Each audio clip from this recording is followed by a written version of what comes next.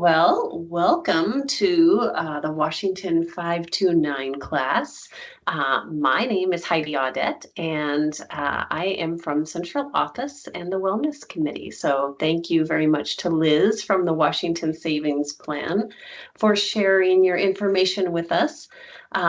So right away, I'm going to give the floor to Liz. Take it away. Oh, thank you so much. This is just my contact information. So hi, everyone. My name is Liz Rosback, and I'm the Community Relations Associate for the Washington College Savings Plans. And I've been working for the plans for a little over 7 years now.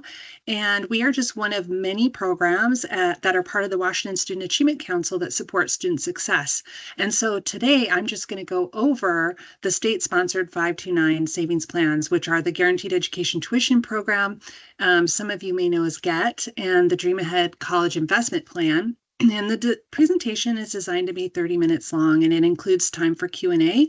And we can go over any questions at the end, and I will also email you a copy of the PDF, and you can share it with employees if you like. And by the end of this presentation, I just hope you know a little bit more so you can make a decision about what's right for your family, because most of the time when we're in the public, people say to us all the time that they wish they just knew about these programs when their children were little. So I'm going to cover both of the plans and the differences between a prepaid and an investment type plan, how to use your funds, just common FAQs, the tax advantages of the plans, and the new FAFSA rules, including the Roth IRA rollover rule, and some resources for you at the end. So saving for higher education expenses is important for many reasons, but it's mostly for these 3 reasons here that are on this slide. And first, it's really about student success. So a child that has one of these accounts or a designated 529 plan or college savings plan is more likely to graduate from high school and attend something post-secondary or pursue some kind of training beyond high school.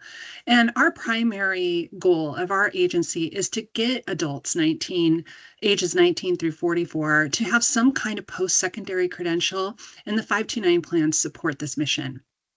And the second reason is to increase job and career training opportunities, because according to the Center of Education and the Workforce, about 65% of job openings now require some kind of education beyond high school. So whether the student chooses a 4-year or a 2-year college or university, or even in a registered apprenticeship program, the education that they pursue will be really invaluable to them to secure a job and start a career.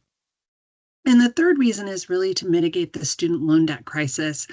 College and career training expenses are increasing anywhere between 3 to 5% each year, and a large majority of financial aid comes from student loans rather than grants, which means many students, probably many of you know, that student loans will burden you for years and years and years, long after graduation, which really can affect a lot of life goals like buying a house or saving for retirement or even your personal savings.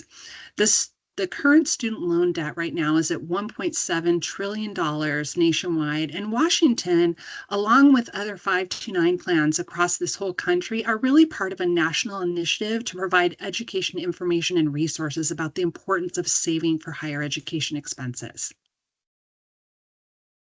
So 529 plans are tax advantaged. They are education savings plans that are really designed to encourage people to save for higher education expenses. And the money that goes into these accounts is post-tax dollars, but they grow tax-free and remain tax-free as long as you use them for qualified education expenses at eligible education institutions nationwide and even abroad. Now, at the bottom of this slide is a link to collegesavings.org. Collegesavings.org is an independent site of all 529 plans in the country, and you can compare them to one another. The biggest difference is going to be just fees between the different plans. Now, there's 2 types of 529 plans, and every country or every state in the country sponsors a 529 plan. And there are 2 types. So there's the prepaid tuition plan, and there's the traditional investment type college savings plan. And only 9 states have a prepaid tuition plan like Washington does. But every state sponsors a traditional college savings plan. There's also something called a private college 529 plan, and that's really designed for families that are planning on sending their kids to private universities. And in Washington, we have the GET, which is the prepaid tuition plan, and the DreamAhead College Investment Plan. The prepaid plan, what it does is it really allows you to pre-purchase future tuition at a predetermined rate today. And that typically the account owner will purchase anywhere between 1 and 4 years of tuition for their child. And then when their child reaches college age, that plan pays out at whatever tuition rates are at that time. So how much tuition really increases really depends on tuition inflation. Whereas with the traditional 529 college savings plans, they're different because the earnings are based upon investment and performance, and they fluctuate similarly to a 401k plan. And within those plans, there's two types. There's something called a direct sold or an advisor sold. Direct sold just means that you pick the investments.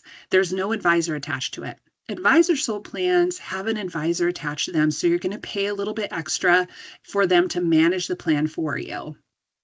Now, most of the investment type 529 plans offer a variety of age-based investment options in which the underlying investments start out as a combination of more aggressive funds, and then they will self-adjust to become more conservative as the child reaches college age. You can change your investments on these type of plans up to 2 times per year.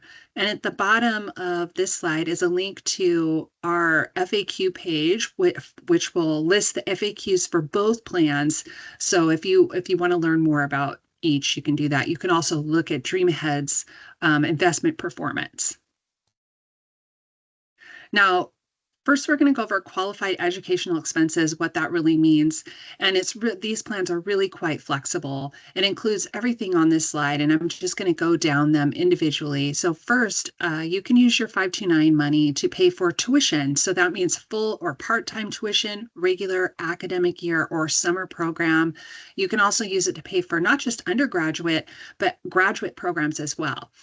And you can also use your funds to pay for fees. So state mandated fees, which are operating building services fees that are approved by the state of Washington, and also college specific fees, because schools will also impose their own fees like recreation fees or technology fees or library fees too. Now, you can use your funds to pay for on or off-campus room and board. The only rule behind that is that the student has to be attending school at least half-time, and the amount that you reimburse or that you pay for cannot exceed the cost that is listed on the cost of attendance budget for the school. So they will list how much room and board is for the year, and if they say room and board is $10,000, you cannot reimburse from your 529 plan or use more than that, or you could create a taxable event. So the student can be living off campus in an apartment or at home, and you can reimburse yourself for those funds.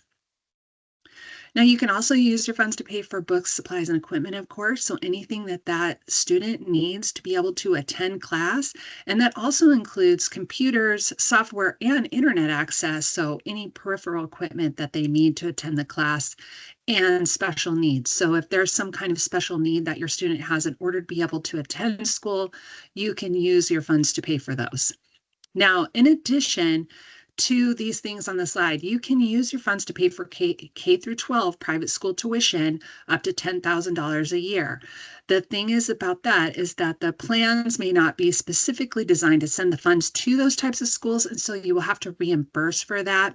So just consult a tax advisor on that one, but you can use your funds for that. You can also now use your funds to pay for fees that are related to registered apprenticeship programs with the U.S. Department of Labor. And you can also use your funds to pay off up to $10,000 worth of student loan debt per student per lifetime. There is a new rule now that if you have money left over in your 529 plan and you decide that you don't want to refund it, then you also can roll it into a Roth IRA for that student. You just have to keep in mind that you have to have had the account for that same student for 15 years. And of course, there are Roth IRA limits also on how much you can roll over. Now, when we say eligible institutions, they include all of the things on this slide here, which are four-year colleges and universities, community colleges, of course, technical, vocational schools, certificate programs, registered apprenticeship programs. So it's very flexible in that way. But what we mean by when we say eligible, it just means that the school itself has to have a federal school code, meaning that they accept federal financial aid from the United States. So you just want to check. You can check on the FAFSA website, or you can even call the school and ask if they have a federal school code. Now, if your student is planning on attending or enrolling in a registered apprenticeship program, just make sure that they are eligible and registered with the U.S. Department of Labor. Now, this is just a great side-by-side of both of the plans, so you can really see the difference between our prepaid plan on the left and our investment traditional type savings plan on the right, which is DreamAhead. So first, with GET, there is a residency requirement. So either you or the student has to be a resident of Washington State at the time that you sign up. Now, that doesn't mean you can't move after. There are plenty of people that have moved a couple months after they've enrolled, and you can still continue to contribute to this plan. You don't have to change your plan at all. With DreamAhead, you can be a resident of any state and open it anywhere, so there is no residency requirement. With GET, there is also an enrollment period. So the plan opens November 1st and runs through May 31st. And after that, we're closed for new enrollments during the summer. And that's just because we're waiting for tuition to be set by the University of Washington before we announce our new unit price in the fall. Whereas with DreamAhead, enrollment is really open all year round. Now, the value of GET is tied to the highest price public university in Washington, and that is what we call the state guarantee. So if you were to purchase a certain amount of units with the GET program, the state guarantees the value will always keep pace with the highest public university, which is the University of Washington. Some years it has been Wazoo, but mostly it is UW. That doesn't mean you can't use it anywhere. It just means the value is going to be keeping pace with that school. Now, the value for the DreamAhead College Investment Plan is really tied to investment performance. Now, with GET, it is unit-based, so you're putting money into your account just like you would be putting into any kind of bank account, and we're going to be converting the dollars that you are putting into your account into units, and the units are just a form of measurement for you. So initially, when you're opening your account, you're going to start it with $25, and then you'll decide how much you want to put into your account. Some people do $25 a month. Some people contribute big lump sums once a year, but we will be converting them to units.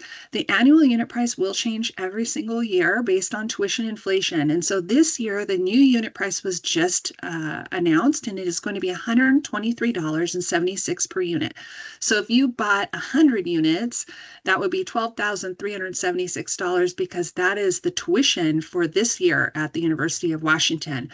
So later on down the road, if tuition at the University of Washington grows to be $20,000, that means your units will now be worth whatever that is in the future.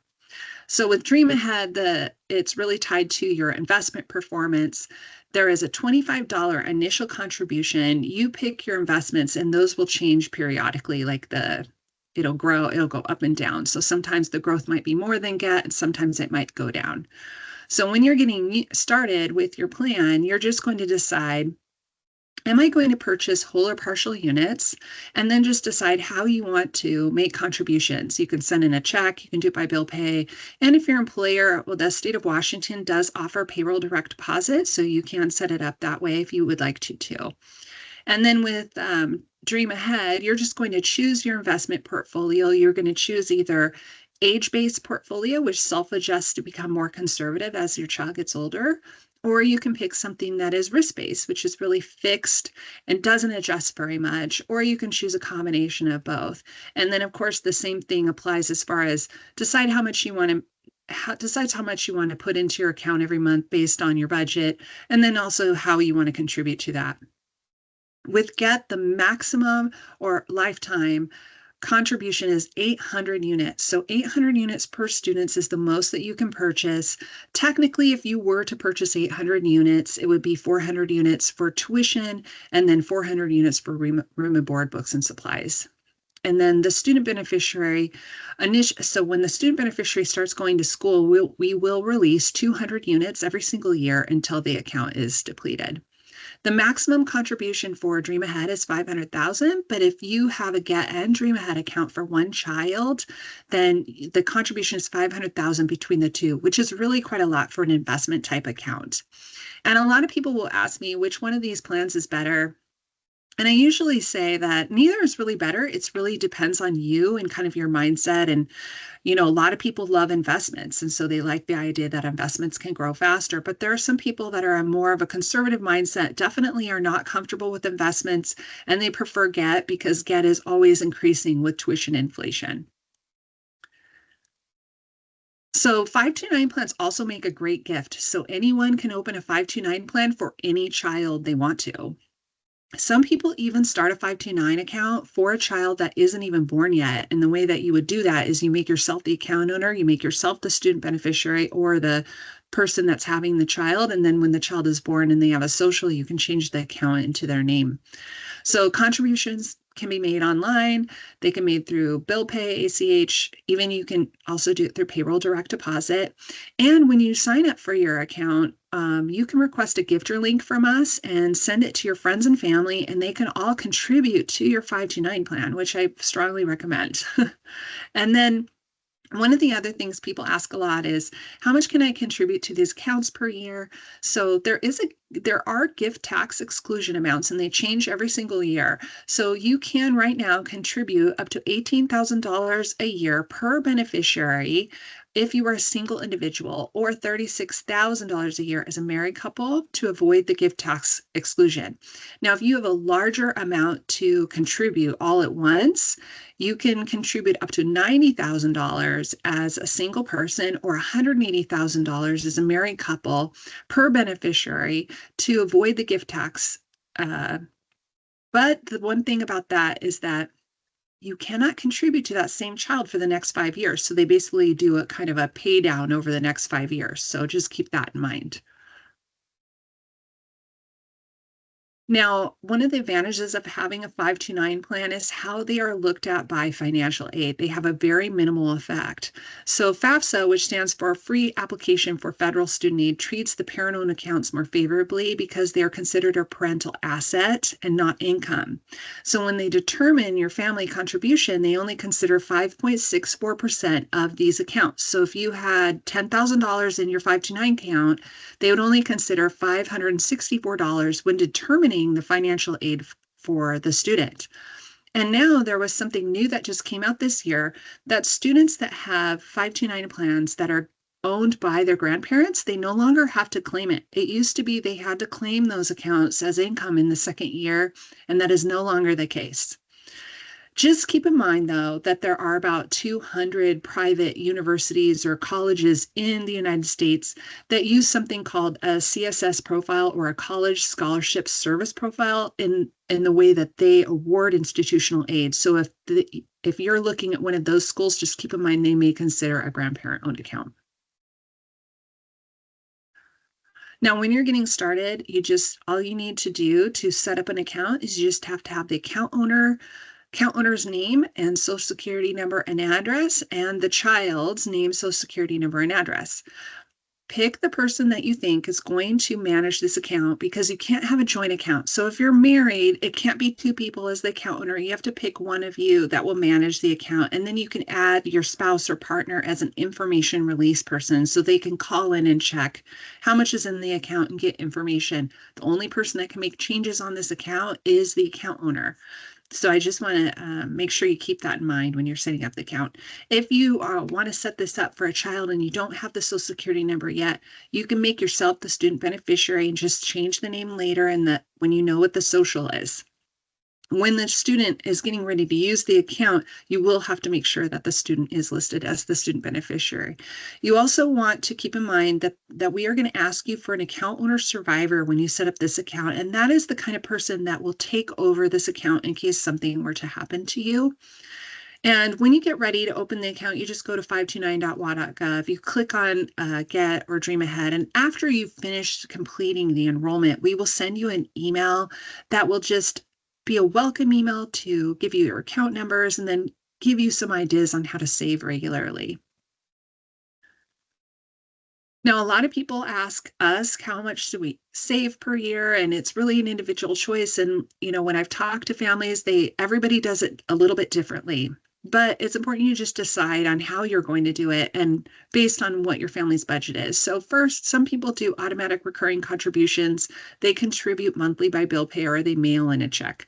And then some people I talk to do a big lump sum once a year. Like they might do it during tax time and then if they get a refund, they contribute that way. And then some employers set up payroll direct deposit. The state is set up to do this, so you can do it that way. You just have to fill out the payroll direct deposit form after you sign up for your account, decide how much you want to contribute, and then you're going to give it to your payroll or benefits person and also give us a copy. And then additionally, don't forget about that gifter link or letting friends and family know. So instead of buying like extra toys for kids, maybe just put a little bit in your 529 account really helps build it up over time. And when you're getting ready to use your account, you're just going to log into Get or Dream Ahead. And then you're going to either make something called a direct payment request in which we send the funds to the school for you, or you're going to request a reimbursement. Now, if you request a reimbursement, we do not ask you for any kind of receipts. It's really up to you to manage that.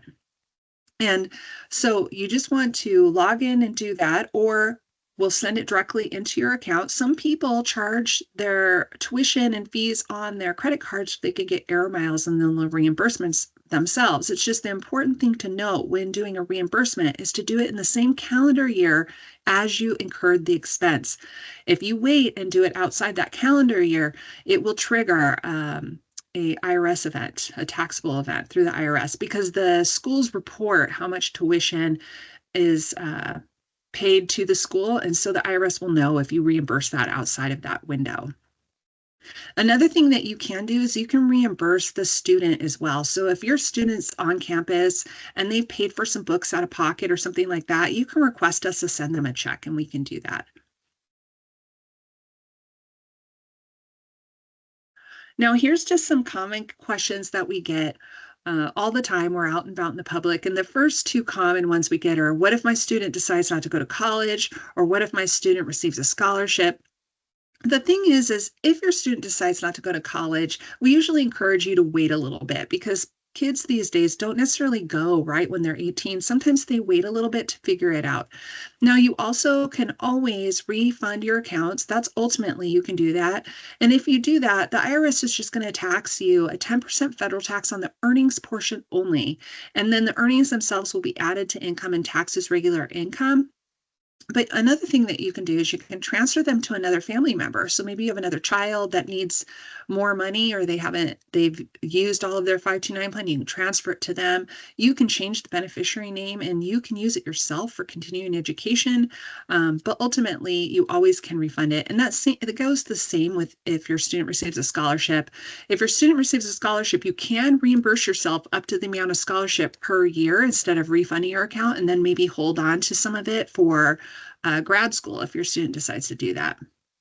And then some people also say, what if college becomes free? Well, if college does become free, there's likely still going to be some expenses, including room and board and books and also out-of-state tuition. And so, but ultimately you can refund your account. Now, these are just some other ways to save. So if you are already doing this, then you don't necessarily need to stop doing this, but you could supplement the way you save by opening a 529 plan as also, or diversify the way you save. So the first thing is the Coverdell Education Savings Account. So these ones grow tax-free and they do have a yearly maximum contribution of $2,000. They also have income limits as well. Same with the custodial accounts. The custodial accounts are uniform gift to minor, uniform trust to minor, and those also grow tax-free. But the difference with those is that the child is the account owner on the account, and then the adult or the parent or guardian is the one that manages the account until they become of age. And then when the child becomes of age, the child takes full control over that account. With the Roth IRA, you can use your Roth for education. The thing is if you pull some of the money for education, that the IRS may look at that like taxable income. The FAFSA will look at it like taxable income. It could affect your family contribution limits. And then the Gerber Life is really a life insurance policy that you also can use for education. It does not grow tax-free. And then also your bank or credit union. Now at the bottom of this slide is an additional ways to save link. It will take you to this place on our website that lists all of these ways to save and then the different parameters around each of those. Now, these are just some additional resources that we have. First is our link to the Washington College Savings Plan. Second is the link to our parent agency, the Student Achievement Council. We have a lot of resources there for you, including a student loan advocate that can help you navigate paying back student loans. But we administer the Washington College Grant, and we also have a lot of information about scholarships too on our website. So check that out. And then the College Savings Plan Network, the independent side of all 529 plans nationwide. And IRS Publication 970, Chapter 7, outlines all of the tax and benefits information about education savings plans. And then the federal school codes search. So it will help you if you're trying to locate a school and see if maybe they are a qualified school, you can search for it there. And then the apprenticeship program search in Washington and nationwide. And then, of course, the new FAFSA changes and about grandparent-owned 529 plans. And then the Secure 2.0 Roth IRA rollover option, the rules behind that, it'll take you to a place on our website so you can see the parameters around that. But that's a new, exciting development. We do have a virtual learning center called the Knowledge Cafe, and we do regularly monthly webinars all year round. So if you want to watch another webinar and ask questions, or if you want to log in and just watch a pre-recorded one when you have time, including some snippets called 529 and 529 minutes, you can do that. And this is just the information and contact information for Get and DreamAhead. If you have any questions for them, you can always call or you can email them about the plans. So that is about it. Awesome. Well, thank you very much, Liz, for your time. So for all of the attendees, if you want to stay on and continue talking with Liz, you can do that. The next session in our wellness fair is at 1 o'clock, and the topic today is coping skills. We would also love any feedback that you have, and I'm going to put the link in the chat. So please share your feedback on this session. And that's all. So thank you very much, Liz. Oh, thank you. So should I email you a copy of that PDF and you can share it with anybody that's interested in looking at it? Yeah, for sure. Okay, great. Thank you so much, guys. Thank you, Liz. All right, have a good day.